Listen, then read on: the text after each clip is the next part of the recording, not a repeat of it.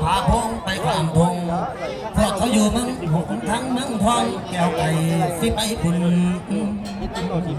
ก่อนหัวและพวกเสนาพันพากันเก้ายองร้องเบิ้งบังไฟแสนฝ่ายนั้นผาแดงที่แข่งเอาโอ้ยบ่มีใดและในตอนนี้ไทยขุนเอาบังไฟขึ้น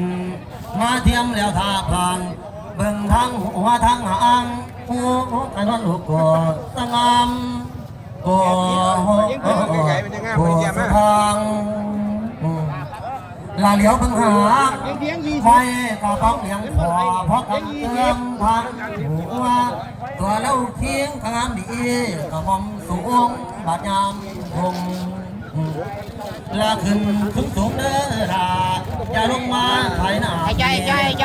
ที่เราน้องๆว่าเยี่ยมสอนสิมีย้อน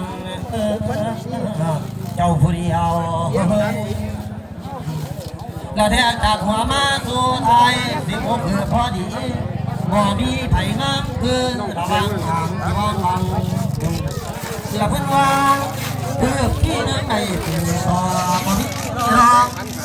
คือที่สองแม่นผู้ใดก็ยอมแพ้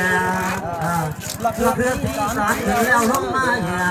พุ่นตัวอยู่ใต้ลางคือที่ผู้สาวในห่างเตียนหน้า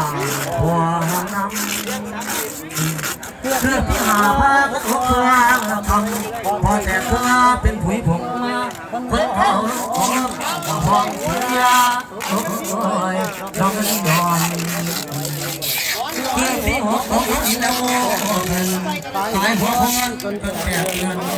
คือที่ไปลอยเขาเลยขาต่อพันเพื่อที่แปดฟังเสียงดังกันที่ไรมาดีเห็นแต่คนหัวหนูไปเบื้องดาวโอ้ยอยู่ทั้งป่าเพื่อพี่น้องเราเลือกเพื่อนป่าเมื่อและน้ำเมืองเพื่อที่ทางว่าท่านมองทางคนมาถึงหัวลงเพื่อที่เด็กเพื่อนเพชรโคลงทางพ้นเป็นป่าวันจนตอนลงแรงตะมวยโลเอ้ย